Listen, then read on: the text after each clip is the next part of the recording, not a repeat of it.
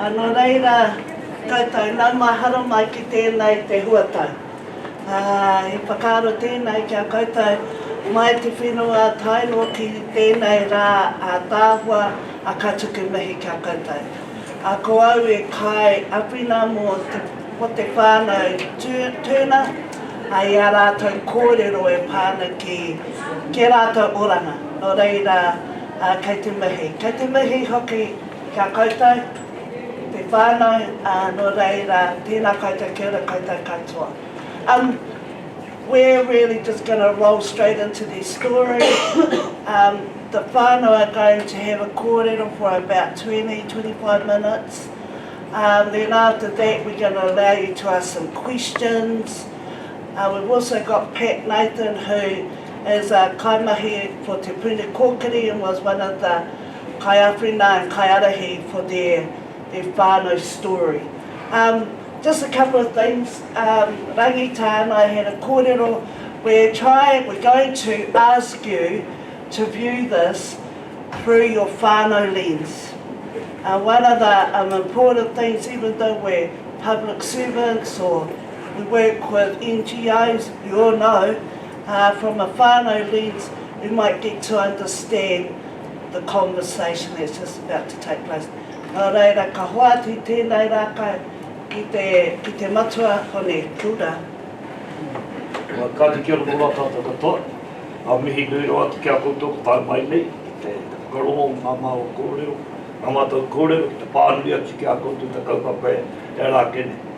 Kare kia mohi e pai ai, ko hone tūna taku ingoa, taku hapu ko Ngāti Mania Poto, Ngāti Amaru, tō mātou waka, tai nui waka.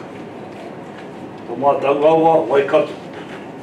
Ko mātou marae, te awa marahi, tūranga wātai. Waino, tākuni hihia na kia kōrero atu te roa pukatahi no ka mahu ākene. Kia koutou anō rā, ngō koutou nei wakaaro, e pāna ki te pānui. Ka mohi oi koutou, e pai ngā moteha, kari hoki. E āta whakarongo, ka mohi oi koutou māui ka mātou nei kōrero. O reira tēnei wā, tēnā koutou ko tatu mai ne. Te tūwatu te rākau, e taku hāwahine, e taku kōtiro tuarua, e taku mokapuna tua te kau. Kia ora tātou. Tēnā tātou katoa. Tēnei te mihi nui, tātou whānau ngā kōrero, taku o rangatira kia koutou katoa. Tēnā koutou. I'm the matriarch of this whānau. My name is Miriam, and I'll let these two introduce them. Kia ora. Kia ora tātou. Ko rangi tā moana Wilson tōku ingoa. I am number 2 of Puni and Miriam's 8 tamariki. Kia ora, ko Tangiora Raimati tōku ingoa. Hi, my name is Tangiora Raimati. I am 20 years old. I'm one of the many mokopuna, and I'm the daughter of number 3. So, I stand there. Yeah. Let me come over here by the mic so that you can hear. I just want to say thank you very much for being in our space, and would invite you to just be, as Murray said, put the whānau lens on and come into a space of learning and be a learner. So I would love to just talk to you a little bit about what we've been doing in the last little while, 7 years to be exact, about our whānau journey of building capacity for ourselves. We are going to present an intergenerational presentation about whānau-centred wellbeing for you, and invite you to come along on our journey as we share what we've been doing in the last little while. But in order to get to the future, I always reflect on the past and want to welcome a kōrero from Princess Te Puea, Rangi, who Minister Mahuta touched on about this morning, and picking up a kōrero that she gave us from the past to encourage us in the present and into the future. Me he mea ka moi moi a hau, ka moi moi a hau anake. If I dream alone. Ka moi a tātou katoa, ka tae e tātou. But if we dream together, we can aspire together. And that's been one of our kōrero that we've held onto as a whānau, as we've entered into this journey.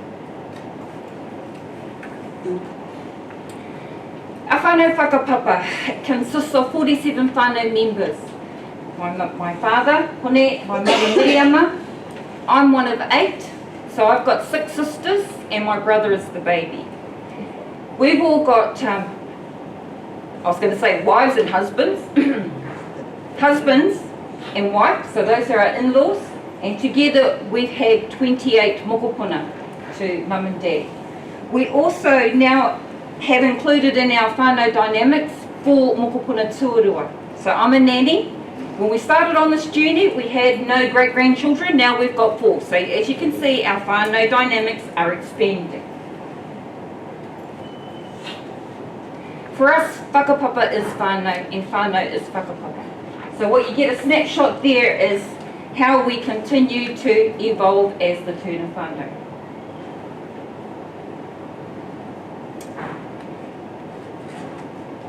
Our whānau kaupapa hasn't just been a concept that we've learnt. We have been immersed in whānau-centred wellbeing, and that comes from our tupuna leadership, such as Te Puea Rangi.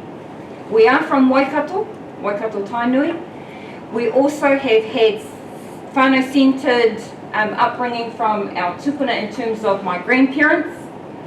We also are immersed in te kaupapa o te kingitanga. That also gives us key values and what whānau-centredness looks like. We are also part of Waikato Tainui Marae, hapu and iwi kaupapa, that forms how we practice in this whānau-centred space, and we also have our own whānau values. Just want to invite my whānau to talk a little bit about what that leadership has looked like for us to get to where we are today. So I'll talk about the kingitanga. The kingitanga is an institution, like a monarchy that, a wairua monarchy, not a monarchy of traditional birth. That was done when, in the 1800s, to bring all of Māoridom together. And our tupuna from our tribe was asked to lead, which happened. So my family and Hone's family, we both belong to the same marae. We've been immersed in the kingitanga as caretakers of that taonga for years. So having that background, we've always known how to look after people. When you come to Tūranga Wāwai, we live in Ngarawaiya, that manaakitanga is part of what we've been taught from the time we were little. So when it was my turn, when our children were little, and Hone's turn, we taught our children how to manaaki people. They now are teaching their grandchildren. So that's the essence of that. So we really just wanted to share that this hasn't been something that we've just engaged in recently. It's been there in our DNA, mai rāno. And so yeah, we just wanted to acknowledge those who have gone before us, who taught us those whānau values that we have now utilised and articulated as a practice that we actually undertake. But failing to plan is planning to fail. And so we were introduced to the concept of whānau ora way back in 2013. We started this journey essentially because my father and my mother were very ill. My dad had heart problems, major heart problems, and my mum had cancer. We engaged in this because of their health needs. I just want to fast forward to right now. They're in the best health that they could possibly be because of the journey that we've undertaken. So we started off in a space of deficit. Now we've come to a place where it's changed. The script has changed for us. Just want to make that point. In 2013, we engaged with Te Puni Kōkiri because of that very reason. My parents were very sick. We had to talk about what does a whānau plan mean for us. It gave us an opportunity. At the time, it was the WE funding, the whānau Innovation. Somebody else? It was Whānau Innovation Implementation Employment Grant. Yeah. So that was available in 2013. Whānau who had already gone ahead, who came to talk to us to engage with Te Puni Kōkiri. What that initial engagement meant was that we got a chance to sit down and talk about what was happening for us and what did our whānau plan look like. I want to invite a hoa haere that we've used in our journey, and that's academic frameworks. My background is social sciences, and so I utilised the academic frameworks as hoa haere to embark on this journey of what did whānau ora mean for us as the tūna whānau. I want to introduce Maslow's hierarchy of needs model. So whilst we're engaging in that space of health and well-being, which was a priority for us, they were literally, I don't really want to word it, but they were really, really sick. We thought we might lose them. And so it was a discussion that we had to have. We talked about Maslow's hierarchy of needs model because we realised that if we can take care of all those different levels at the bottom, we could reach that top level, which is self-actualisation, that space to dream. And so out of our hui and our wānanga, because we had numerous hui and wānanga as a whānau to create our plan, we came up with 3 priorities. One was that we wanted to look at governance, our create a whānau trust, to look at being our own decision makers in our journey. The second was that we wanted to look at a housing solution. It was right on the cusp of the housing market exploding. And for many of us in our whānau, home ownership was just going to be so unattainable. So we had that as our second priority. The third priority was our muscle for the business and how that might help us on our journey in terms of putting together a whānau plan. Anyone want to add? So just a little bit about me and my whānau. We actually moved to Australia when I was 7 years old for the obvious, the money, the putia. But then come when I was 13, 14, my parents moved me back for school. I went to Southall in Hamilton, and then I went to Huatau Assistant School for Girls. But during that time where I was changing from a child to a young adult, I needed my parents, and I was growing up basically. And so my mother, that was a pivotal time in my life that I needed my mother, and that this actually helped her to come home and actually help bring my father home as well, because he, as a really mahi man, he works hard, never takes holidays, but it brought him home because he was all about, I need to take care of my whānau, and this is how I can in Australia. But no, he can actually come home because we were right. And now that my brother's married, he lives over there now, and that's a pivotal time too, because he can come home now if he wants to. So a lot of this planning and putting together this whānau plan came with a lot of hui, a lot of wānanga. We engaged in tau kumekume, both positive and negative. We had to create quality safe spaces for us to engage in this kōrero, and we had to also include innovative ideas. Not just thinking about where we are right here and now, but thinking about what it might look like in the future. And so our hoa haere that we included helped us to navigate lots of those spaces. Again, the plan is so essential when you're working with whānau. And our plan was an intergenerational whānau plan. So what does that mean? It means that we co-designed it with all of us being present, every generation being represented in how we articulated our program, our whānau plan. Again, another hoa haere was Bronfman Brenner's ecological systems theory, and I really want to acknowledge Edina's presentation this morning. I believe they sat in that ecosystem. When we're talking to you today, we're talking about that individual space right in the centre there, because whānau are the centre. If you're thinking about whānau well-being, whānau-centred well-being, they must be the focus, they must be the centre. And as organisations, I just invite you to find where you might be in those ecosystems when you're working with whānau. For us, it gave us an opportunity to talk about what was important. Our governance, housing, health, education, our culture, our values, our tikanga that we already had, business and employment. The whānau plan gave us a chance to look at how do we articulate our discussion. So for example, we get the big A3 paper at our whānau wānanga that we would facilitate. I get them to get in little groups and talk about what do these mean to each of you intergenerationally, and then that created our whānau plan, which is on the app. I just found out this morning. So if you want to have a look at our whānau plan, it's on the app.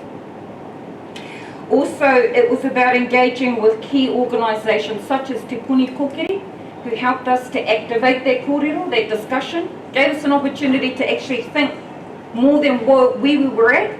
And I don't think we would have done what we've done had we not had key people like Te Puni Kokiri come and talk to us. Yeah. So when you're engaging with whānau, sometimes that might be activating a whole nother idea that the whānau had never considered. It enabled us to do really good planning. And when I say planning, I mean it gave us a chance to write down our thoughts, hui together, write down our thoughts, and then articulate it into a living document that we still use. And it gave us an opportunity to partner with other organisations beyond Te Puni Kokiri. So when we first started, because Rangi did say we were both quite ill, and we were a little bit worried, the pair of us, about how do we leave this one house, although it was old, it was the one asset we had as a family. How do we leave this to 8 children? They'd never fought in the past, and we didn't want it to happen after we were now ready to go almost. Well, we thought we were, but we're not. So the idea was we pulled them together like this to talk about that asset, and they turned it on its head, and this is the plan that they ended up coming up with. So again, we took a deficit lens, we flipped it on its head, and we became solutions focused in our approach to everything that we did going forward. And I encourage you to think in that space as well.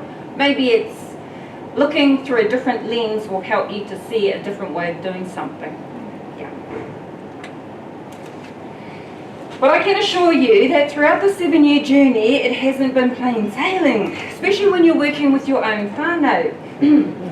And so again, ki ho haere for me especially was utilising some really good frameworks that helped us to navigate. Because when you think it's all traversing really well, the wheels fall off the cart. And how do you keep whānau engaged in the process?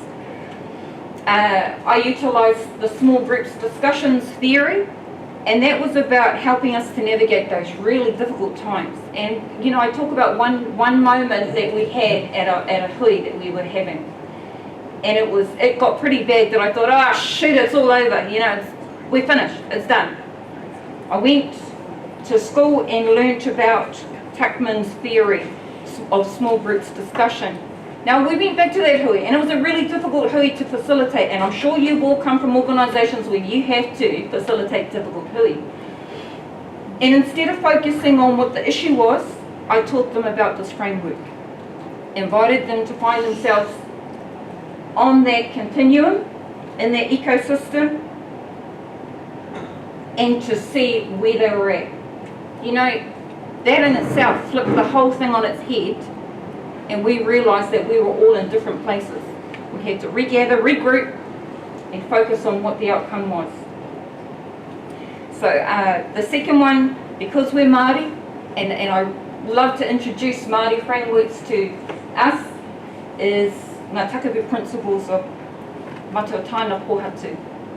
You know, he talks about engaged relationships, kaitiakitanga, ahurutanga, koha, valued contributions, and then always being in the pursuit of mauri ora for us.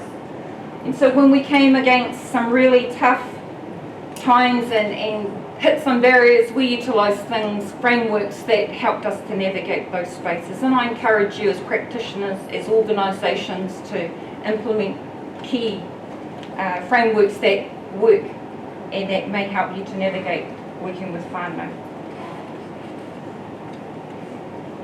Our 3 priorities to date. In 2015, we established ourselves as the Hone and Miriama Turner Whānau Trust. In 2017, we opened our innovative 8-bedroom papakainga in Ngarua Wāhia. Currently, there are 18 whānau members who live together in that papakainga. It's become a housing solution that other whānau are considering. And that was taking something, again, that was deficit, flipping it on its head and becoming an innovative solution for housing issues, as you know, many face. In 2019, we continue to develop our muscle fritter business. And again, remaining together is progress. So we've done a whole lot of work since 2013. So the journey with Whānau isn't short term. Often, you know, working in organisations, it can take a number of years, but transformation definitely occurs, and especially in our whānau. And we're just your typical Māori whānau who just aspire to other things. Anyone want to add anything about our up-to-date? Well, for me, I don't actually live in the Papa Tongarewa. I live with one of the younger siblings, one of my other aunties, but my parents do. And that's what I meant about them being able to come home and being able to just reconnect back to the whenua. And so me as a young adult now, I can truly say that my parents are going to be fine. Their responsibility on me is no longer needed, because they are going to be fine, and our whānau will be able to look after each other. And then come to my time, they'll be me, basically. But for my younger cousins, I can see them being able to aspire further than the norm. They can be who they want to be because they got the support of our whānau. Me or myself, I'm on that pathway, searching, seeing what I want to be.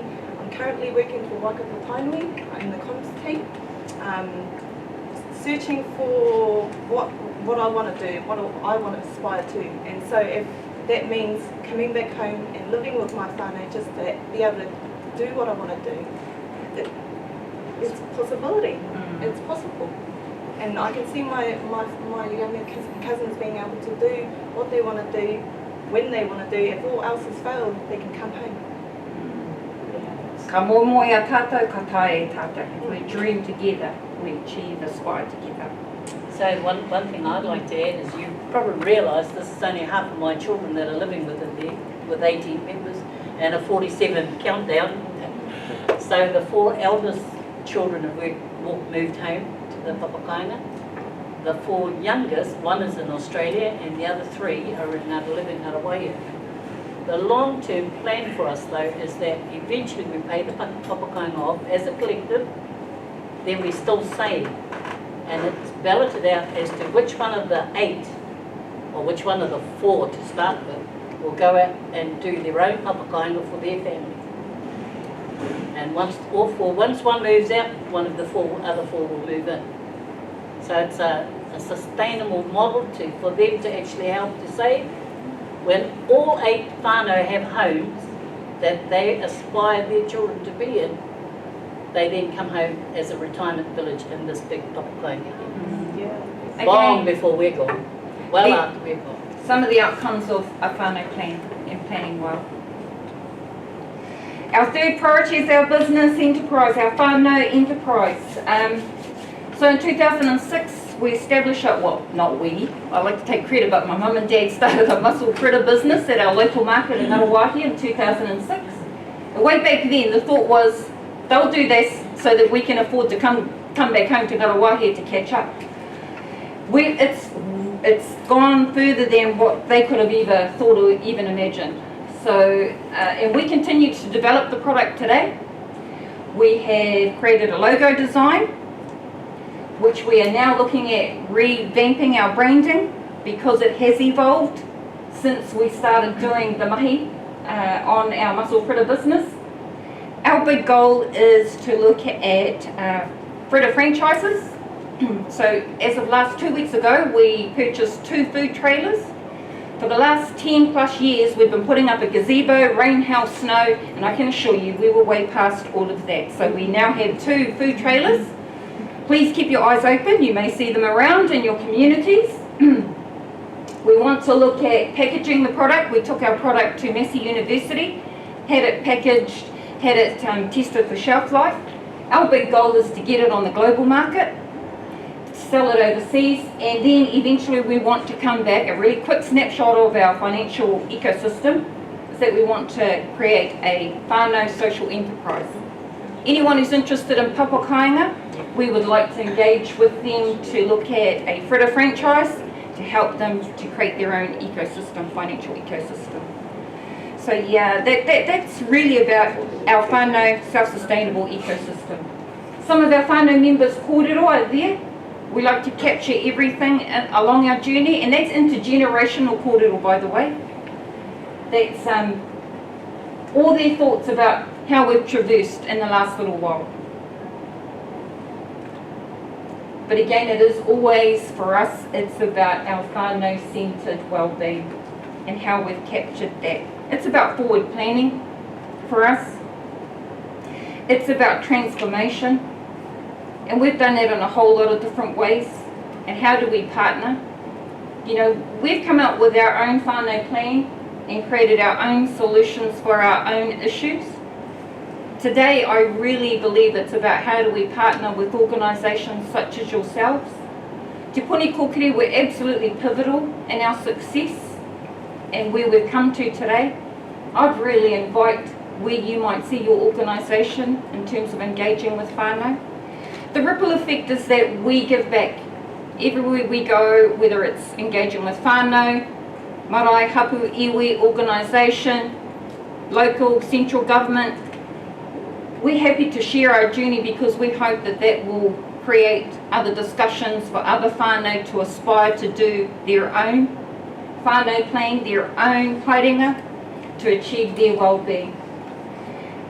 Other than that, I think, unless you want to add anything more to our little snapshot, and it was a really quick snapshot of our journey in terms of whānau-centred well-being for us. Nō reira, tēnā papa katoa.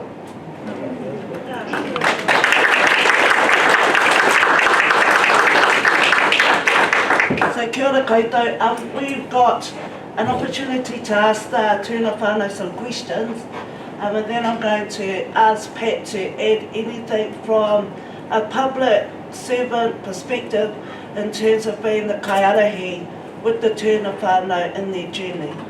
So if you've got any questions or any whakaaro, here's an opportunity to ask those questions. Kia ora, thank you. I really enjoyed your presentation. I thought that was awesome. I really did. And it's such a great model for how people can actually be thinking about their future.